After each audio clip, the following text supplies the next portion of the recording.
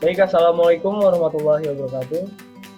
Kenalkan, nama saya Gigi Swandaru, Taruna Perdana, Politeknik Alimsa Perikanan, jurusan Permesinan dan Perikanan.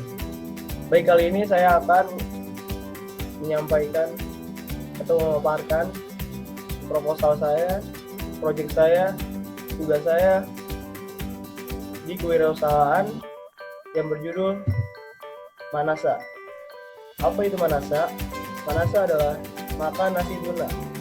Seperti yang kita tahu, selama ini tuna menjadi makanan yang sangat pokok, tapi bagi kalangan atas. Namun bagi kalangan bawah sangat jarang sekali mengkonsumsi makanan yang berbahan dasar tuna. Baik, kali ini kita akan merangkum sebuah ide dan gagasan saya dan juga proyek saya tentang kewirausahaan di bidang tuna. Baik, pertama-tama latar belakang Manasa. Manasa adalah makan nasi tuna, seperti saya bilang tadi. Makan nasi dengan tuna crispy yang dipadukan dengan saus asam manis yang berasal dari saus tomat, buah nanas. Jadi lokasi saya, tempat usaha yang akan kami lakukan ini bisa di alun-alun, di pusat kuliner, atau di suatu daerah, agar konsumen dapat dengan mudah untuk mengakses usaha kami. Selain itu juga memungkinkan untuk membuka usaha Manasa ini. Proses produksi. Yang pertama adalah penyiangan dan pembersihan, yang kedua fileting, yang ketiga pengadonan tepung, yang keempat penggorengan, yang kelima pembuatan nasi kukus, dan yang terakhir pembuatan saus asam manis. Kita lanjut ke pengemasan produk. Jadi proses pengemasan per produk yang akan digunakan adalah dengan kardus kotak makanan box berbahan kertas, atau bisa juga kita menggunakan yang bahan yang bulat atau yang berbentuk bulat. Di dalamnya diisi dengan dori, nami rice, nasi, dan saus barbecue. Rencana usaha. Yang pertama adalah rencana jangka pendek, kedua rencana jangka menengah, dan yang ketiga adalah rencana jangka panjang. Selanjutnya adalah rencana pemasaran. Yang pertama adalah analisis pasar. Target penjualan kita pada siapa, sasaran konsumen kita yang seperti apa, konsumen yang dengan kalangan apa. Yang kedua ada strategi pemasaran, yaitu media cetak, media internet seperti Instagram dan lain-lain, dan pengembangan produk. Selanjutnya masuk ke analisa SWOT. Yang terakhir analisa BMC. Target penjualan. Usaha ini berlokasi di tempat-tempat yang strategis dan pusat kuliner seperti yang tadi saya bilang, di alun-alun, pusat kota, dan lain-lain yang tempatnya sangat ramai. Tempat-tempat lokasi tersebut yang banyak dikunjungi oleh masyarakat, baik masyarakat lokal maupun non-lokal, sehingga usaha ini dapat berjalan dengan lancar. Sasaran konsumen. Dalam menjalankan usaha ini, sasaran pembeli kami yaitu mencakup semua kalangan masyarakat, baik kalangan bawah, kalangan menengah, kalangan atas, semuanya bisa mengkonsumsi makanan kami. Harga yang kami berikan itu yaitu hanya 15.000 per piece atau per box. Itu sudah siap konsumsi dan lain-lain.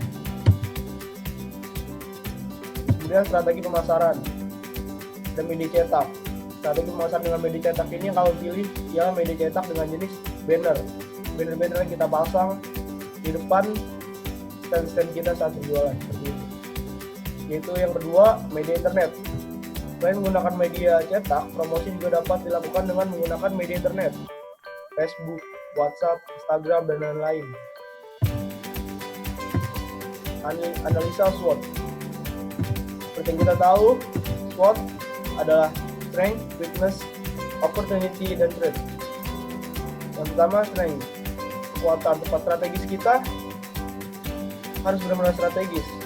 Rasanya enak dan segar, harga cukup murah dan terjangkau, dan juga pelayanan dari anggota kami atau penjual kami yang memuaskan. Weakness.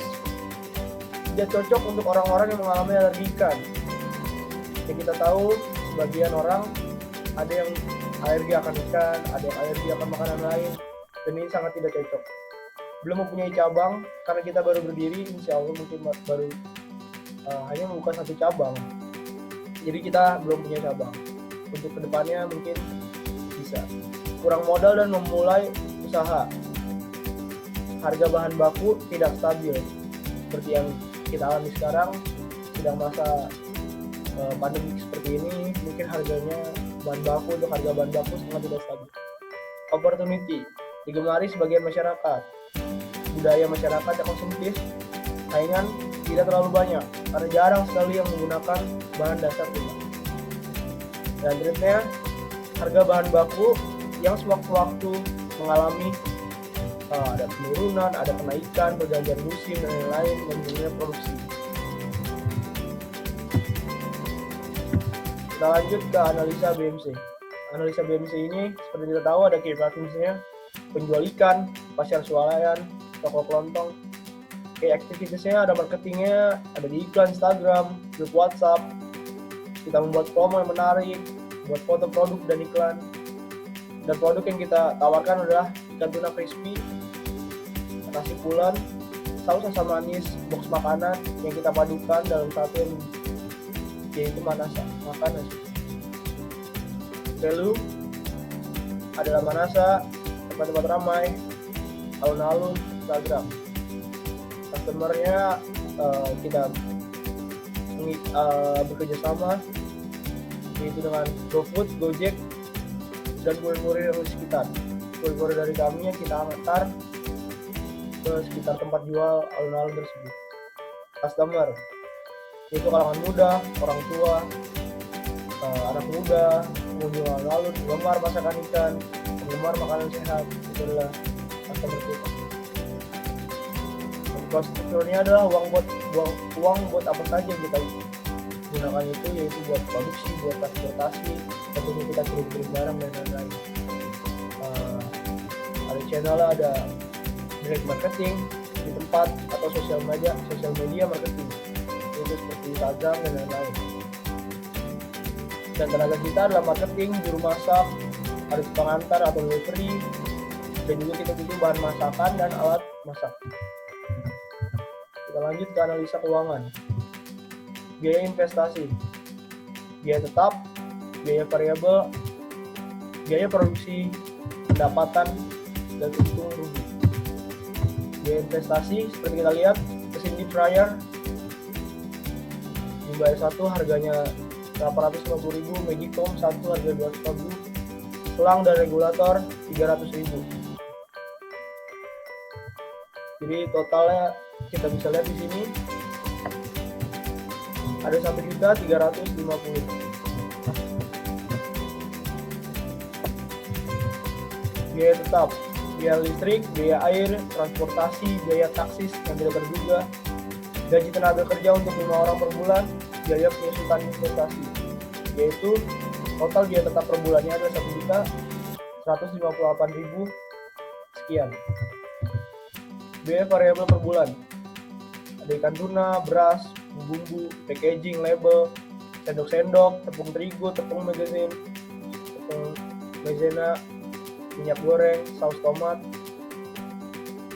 dan bisa dilihat semuanya harganya seperti ini.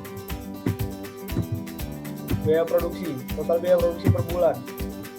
Total biaya produksi per bulan itu biaya tetap ditambah biaya variabel sama dengan 5.910.000 sekian. Total biaya produksi atau produk, yaitu total biaya produksi per bulan, jumlah produk per bulan, yaitu yang tadi 5.910.000 dibagi 600 sama dengan 9.850. Pendapatan kita yaitu dalam usaha pengolahan dalam waktu 12 siklus produksi 1 bulan, yaitu dapat menghasilkan 600 box Manasa. Setiap bulannya setiap produksi per siklusnya menghasilkan 50 box. 1 box Manasa dijual dengan harga 15.000. Jadi pendapatannya adalah 600, kali 15.000 adalah 9 juta. Dan ini adalah untung ruginya. Total pendapatan per bulan dikurang total biaya produksi per bulan sama dengan 3 juta. Keuntungan per bulan. Keuntungan produk Keuntungan produk adalah jumlah keuntungan per produk yang kita jual, yaitu bisa kita lihat dibagi 800 box menjadi 5.149 keuntungan per produk. Keuntungan tiap tahun, keuntungan per bulan dikali 12 bulan, yaitu 37.074.204. Kemudian kita lanjut ke BEP, yaitu break even point. Jadi di sini ada rumusnya, yaitu biaya tetap dibagi harga jual per produk dikurang biaya variabel per produk, yaitu 163,627 sekian. Jadi total BEP-nya itu biaya tetap dibagi lagi oleh 1 min biaya dibagi variabel, jadi menjadi 2.454.000 rupiah.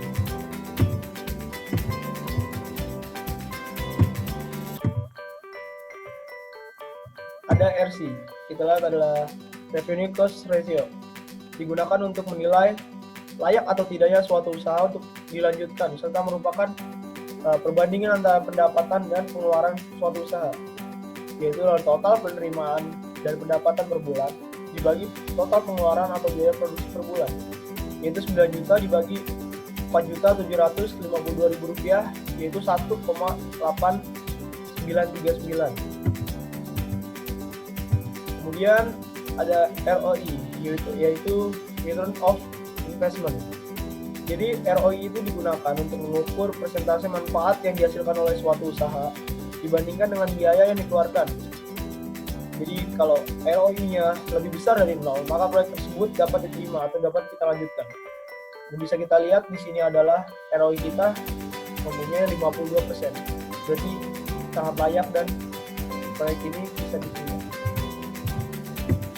Kita lihat ada payback period. Jika payback period ini, seberapa cepat investasi kita dapat kembali dengan perhitungan hari, bulan, dan tahun. Jika payback period ini lebih dari yang dipersyaratkan, maka proyek dapat dikatakan menguntungkan. Jadi payback period kita adalah 0,4369 sekian. Jadi kita mendapatkan payback seperti itu dan payback kita menguntungkan.